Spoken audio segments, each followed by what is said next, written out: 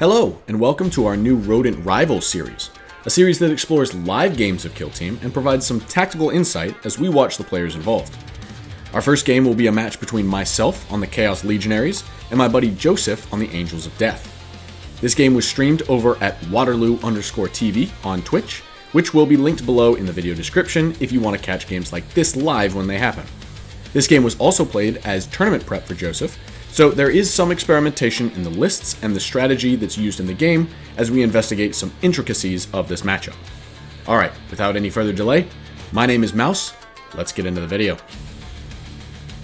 As I mentioned, this game is between the Legionaries and the Angels of Death. This is a Vulcus map and the mission is secure. The Angels of Death will win the roll-off for side selection and opt to be the defender, meaning that they will deploy first and that the Legionaries will be the attacker. The Legionary team consists of an Icon Bearer with Chainsword and Bolt Pistol, a Heavy Gunner with a Heavy Bolter, a Gunner with a Melt-A-Gun, the Anointed, a Chosen Leader with Tainted Bolt Pistol, and the Shrive Talon. The Angels of Death team has 3 Intercessors with Stalker Bolters, an Intercessor Gunner, also with a Stalker Bolter, and an Assault Grenadier, and the Captain. The Legionaries select their equipment as Warded Armor, Tainted Rounds, Chaos Talismans, and Malefic Blades, and the Angels of Death declare equipment choices as Purity Seals, Tilting Shields, Auspex, and Stun Grenades. The first models to hit the table are the Grenadier and the Intercessor with a Stalker Bolter rifle. The Legionaries respond by deploying their Icon Bearer and Heavy Gunner. Another Stalker Bolter is set up for the Angels of Death along with their Intercessor Gunner. Then the Shrive Talon and Gunner with Melt-A-Gun are the next selections for the Legionaries. Finally, the Angels of Death deploy their last Stalker Bolter and their Captain, which the Legionaries deploy their Anointed and their own leader to counter. Both players select Reposition as their scouting option, meaning that the Legionaries can decide who will be going first in the first turning point since they were the attacker. They opt for the Angels of Death to go first so that they can have a higher likelihood of going first in the second turning point. The Angels now move one of their Stalker Bolters up, and the Legionaries advance their Shrive Talon to be within a single reposition of the objective on the center line. Both players go up to 3 command points to start the game, so let's see how things shape up. The first strategic gambit for the Angels is a pass, and the Legionaries declare Warded Armor on their Shrive Talon for the turning point. Another pass from the Angels of Death, and the Legios activate their Chaos Talismans on Khorne for the turn. No actual ploys get played, however, and soon the Angels are up for their first activation. The first Angel of Death to make their move is a Stalker Bolter who does a reposition and dash to the far side of their stronghold, ready to tap their own objective and threaten anyone who would be leaving the Legionaries' own stronghold. The Legionaries waste no time getting their Anointed into a dangerous position, unleashing their demon and having them reposition and dash themselves up to the inside of their stronghold door and ready to break through in the next turning point. The Angels of Death Captain moves and dashes midway up their side stronghold to station next to the door and threaten a wide portion of the board for the next turn. The Legionaries' Icon Bearer moves and dashes into their stronghold next to the Anointed, but standing on their home objective. After some quick theoretical math, they decide that they're okay with being door fightable, since they would be getting combat support from the Anointed in that case, and they would be fighting first because of the defender's advantage from strongholds. Some careful measuring of the Melt-A-Gun's threat range has another Stalker Bolter position up the midboard for the Angels of Death, staging this time behind the heavy terrain in the middle of the board. A move plus dash from the Legionaries stages their Heavy Gunner also inside their home stronghold, such that they can climb up and threaten some heavy firepower, but are also protected from any shooting until they decide to do so. The finer Intercessor with a Stalker Bolter activates and moves to provide follow-up staging for the Intercessor that pushed into the middle of the board in the previous activation. Recognizing that the Angels of Death have pretty much staged as far forward as they can threaten, the Melt-A-Gun activates for the Legionaries and slightly pushes up the board, making sure to stay outside of potential charges or dash shooting attacks from the heavy Stalker Bolters. The Intercessor Gunner then stages aggressively along the stronghold wall, positioned to limit the angles that they're vulnerable from, but adding to the midboard available firepower going into turn point 2. The Shrive Talon commits to the play that they were telegraphed with their scouting option, using a reposition to get into range of the centerline objective, and then spending their final 2 APL to place their Grizzly Mark token on the point. This move creates a 3-inch bubble that makes it really hard for the Angels of Death to contest or backcap the point without a serious commitment from an operative. The final operative for the Angels of Death sees the Shrive Talon move up and decides to reposition into range of them and chuck a stun grenade. Unfortunately, with a roll of a 2, the stun grenade fails to reduce the Shrive Talon's APL, after which the Grenadier dashes onto the point to contest it. The final activation of Turning Point 1 is the Legionary leader moving and dashing onto the centerline objective to stand next to the Shrive Talon, after which they level their Tainted Bolt Pistol at the Intercessor Gunner and fire a single round of shooting at them. Some pretty poor shooting sees the Legionaries spending a command point to secure 2 critical hits thanks to rending, but a great round of saves from the Intercessor Gunner means that they don't even have to spend for Transhuman Physiology to prevent damage. The thought process for the Legionaries here was that if they could chip through 5 damage or force the Angels of Death to spend a command point of their own, this would help them leverage their position going into Turning Point 2. But it ended up being an investment for no gain. Turning Point 1 ends with no damage and no status effects for either side, but the Legionaries are now down 1 command point. The roll-off for Turning Point 2 goes the way of the Angels of Death, which they choose to go first with. This brings them up to 4 command points available, and the Legionaries go up to 4 as well. Tactical Doctrine is the first ploy declared by the Angels of Death, and the Legionaries respond by tainting their home objective with their Icon Bearer to gain an additional command point, up to 5. Angels of Death preemptively decide to use And They Shall Know No Fear to ensure that they're at full fighting strength with each of their surviving operatives, and the Legionaries spend a command point on Fickle Fates for themselves. The Angels reveal their tac op for the game as Champion, and they declare their aggressively staged Stalker Bolter to be their champion for the round. Warded Armor gets declared again for the Legionaries, again on the Shrive Talon, since they are most likely to be shot at this turn. Additionally, if the Angels of Death want to fight him in melee, he will fight first, so the best way to deal with him is to shoot him off the table. The Angels of Death now pass on any further ploys, but the Legionaries assign their Chaos Talismans to be for Tzeentch this turning point, assuming that they'll have more shooting actions than fighting actions.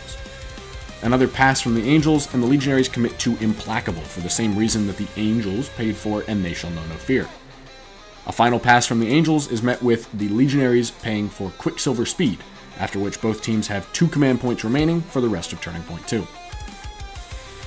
The first activation of Turning Point 2 is the Designated Champion for the Angels, using a dash to get a line of attack on the Legionary leader, after which they fire into them using the Stalker Bolter's heavy profile. The first barrage of shooting deals 8 damage to the leader, despite a command point reroll from the Legionaries, which leaves the leader on 7 wounds remaining. The second round of shooting from the Intercessor deals 13 damage, which absolutely leaves no doubt in putting down the Legionary leader. Because it was the champion for the turn that got the kill, the Angels of Death will score 2 points on their tac op for the turn.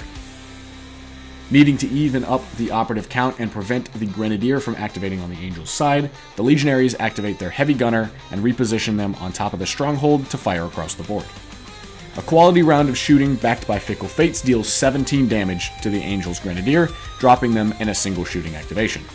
The final action from the Heavy Gunner is to load their Bolt Pistol with the Tainted Rounds equipment and shoot at the Angels' champion, who is behind cover. Modest shooting here scores only 2 critical hits against the Intercessor, who saves 1 of them and takes only 4 damage, bringing them down to 10 wounds remaining. After much deliberation, the Angels decide to activate their Intercessor inside the stronghold to secure their home objective and relocate themselves up onto the first floor advantage of the structure. The Legionaries want to up the tempo of trades to be on the front foot now, so they choose to activate their Melta-Gunner, who goes to 4 APL after using their final command point on Mutability and Change. The Melta-Gunner is then able to move and dash to get to within 2 inches of the Intercessor Gunner and shoot at them point blank. The Melta-Gun deals 13 damage to the Intercessor, leaving them at 1 wound remaining, but this was exactly the insurance that the Legionaries used Mutability and Change to prevent. The Melta-Gunner spends their last action to fire their Bolt Pistol into the now injured Intercessor Gunner. The Melta-Gunner's pistol succeeds 3 times, but the Angels of Death invest a command point to reroll their 1 miss and prevent all damage from coming through, keeping the Intercessor Gunner alive at 1 wound.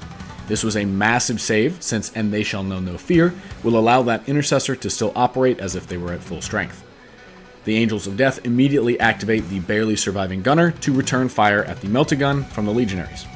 Their first round of shooting only chips 3 damage off the Melta-Gun, but the follow-up shot using their Crack Grenade deals 13 damage as the Melta-Gunner falls to another one of their saves.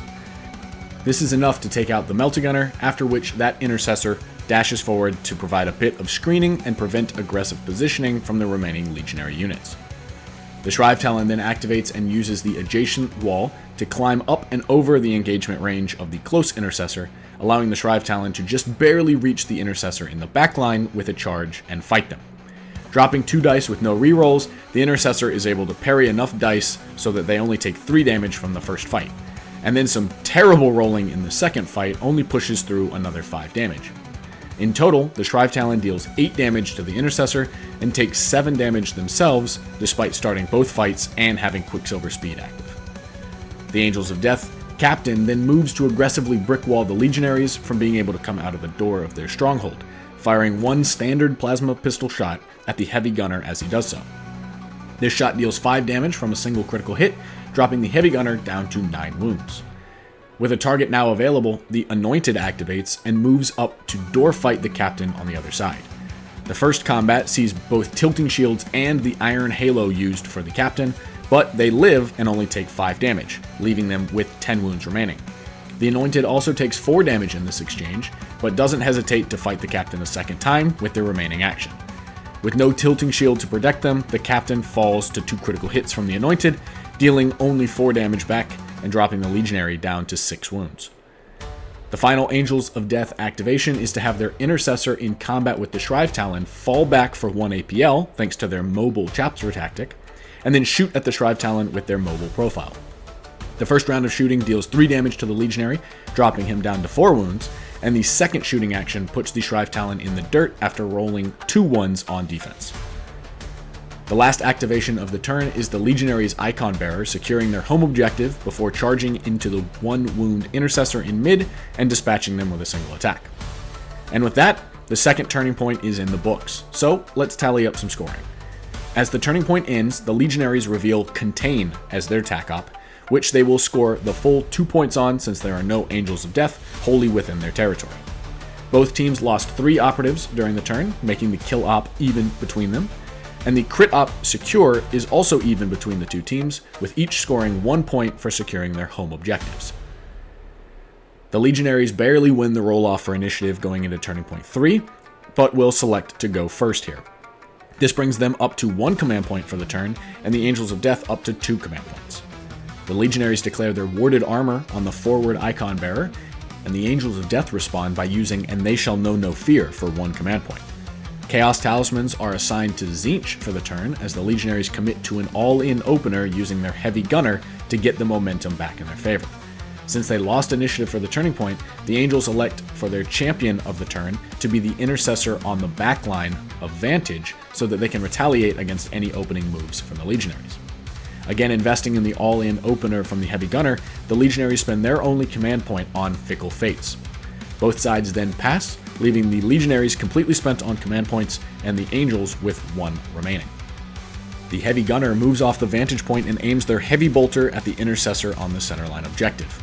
Even with Ceaseless, they drop 2 of their shots and decide to use their Chaos Talisman to secure a 4th hit. Thanks to cover and a rolled critical save, the Intercessor survives the Heavy Bolter volley with 1 rune remaining, and the Legionary Heavy Gunner takes 1 point of damage from their own Chaos Talisman. That Intercessor cannot be allowed to live, however, so the Heavy Gunner loads their bolt pistol with tainted rounds and commits another round of shooting at the same target. Because the Intercessor was left with only 1 wound remaining, the Heavy Gunner was able to sneak 1 shot past their defenses and finally put the Angel of the Emperor down. The Intercessor in the mid then activates for the Angels to dash into close range of the Legionary Icon Bearer and fire their Stalker Bolter. With 1 command point invested, the Intercessor secures 3 criticals and 1 normal hit, after which the Icon Bearer fails 1 of their saves. This results in 15 damage dealt to the Icon Bearer, killing them outright in 1 shooting attack. They level their rifle at the Heavy Gunner with their final action, but elect to use their mobile profile to prevent from accidentally killing the Legionary and denying their ability to score Champion for the turning point. With terrible rolling, however, it wasn't going to matter, and all of the shots go wide from the target.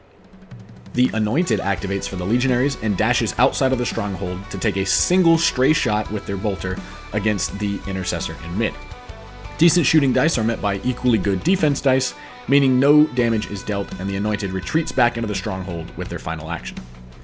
The champion intercessor moves off of the vantage point and fires at the legionary heavy gunner across the map. The first round of shooting deals 4 damage from a single crit, knocking the gunner down to 4 wounds, and the second round of shooting only sneaks through 3 additional damage, leaving the heavy gunner at 1 wound remaining, and importantly, denying any points from champion for the Angels of Death. End of Turning Point 3 scoring sees the Legionaries gain 2 more points on their Contain Tack Up, and no more Tack Up points are gained for the Angels of Death on champion. Both teams will score another 1 point on the Crit Op, staying tied there, and will also remain tied on the Kill Op, with both teams down to 2 operatives remaining. Critically, the Angels of Death win the roll-off for initiative and elect to go first in the final turning point. This brings them up to 1 command point to play with, and will give the Legionaries 2 command points for the turn. The 1 command point for the Angels is spent on And They Shall Know No Fear, and the Legionaries put their warded armor on the 1 wound heavy gunner to minimize his attractiveness as a shooting target. The Angels then declare their champion to be the intercessor in the midboard, and the Legionaries eventually decide to commit to playing Implacable to ensure that they can return as much damage as possible if given the opportunity. Both players then pass, leaving the Angels empty and the Legionaries with 1 command point to spend in the final turning point. The champion for the Angels of Death activates first and charges into the 1 wound heavy gunner to fight them, dispatching them in a single hit of melee combat. With their final action, they use their Auspex equipment to ignore obscuring and shoot at the injured Anointed inside the stronghold. Using their Purity Seals for the turn, the Intercessor is able to get 1 hit through and deals 3 damage to the Legionary, dropping them down to only 3 wounds remaining. As the only remaining operative for the Legionaries, the Anointed activates to move to a position where they can fire on the Intercessor in their own backline, whilst minimizing their vulnerability to a final shooting action from the last Intercessor. They then load their bolt pistol with tainted rounds and fire into the Intercessor on the other side of the stronghold wall. They manage a stellar 2 crits and 2 normals, which upgrades to 3 critical hits thanks to the rending from the tainted rounds, and the Intercessor fails 2 of their saves, resulting in plenty of damage to finish off the wounded Angel of Death. With 1 action now remaining that was saved for a second round of shooting, the Legionary Anointed then tucks into the corner of the stronghold in a way that ensures they will not be targetable.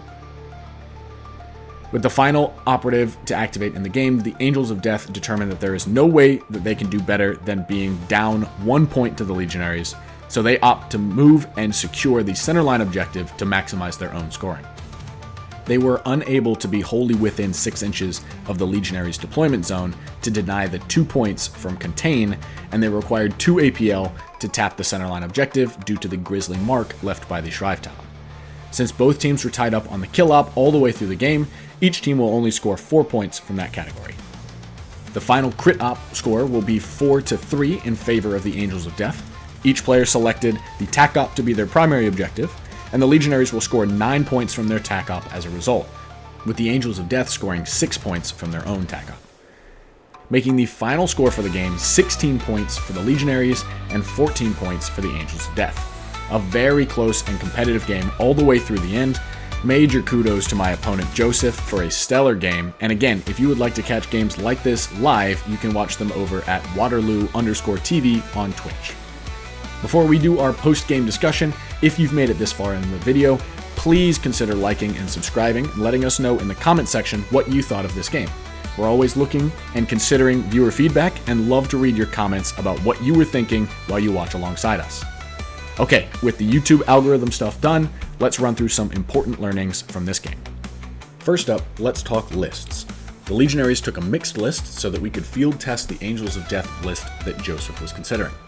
The mixed list from the Legionaries felt okay, but there were some operatives that didn't feel like they quite did their job. Specifically, the Heavy Gunner felt like the Heavy Bolter just wasn't quite enough damage to reliably knock down a Space Marine, even with Tzeentch buffs, and investing command points to get those buffs meant that we couldn't be using those command points elsewhere. I think that I would strongly consider swapping the Heavy Gunner in this matchup for a standard warrior with the Mark of Khorne for better close combat presence.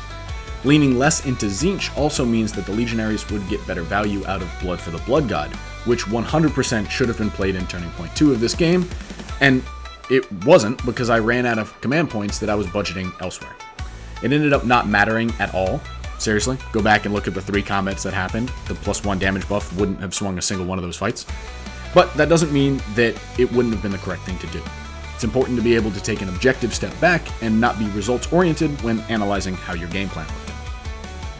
As for the Angels of Death list, the Stalker Bolters really are able to put out some serious firepower, and with the combination of Dueler and Mobile, you can reliably survive melee combat and still get 2 shots back into the aggressor. I definitely felt like the Angels of Death team is able to outshoot the Legionary team, even when the Legionaries invest in both a gunner and a heavy gunner with Marks of Tzeentch.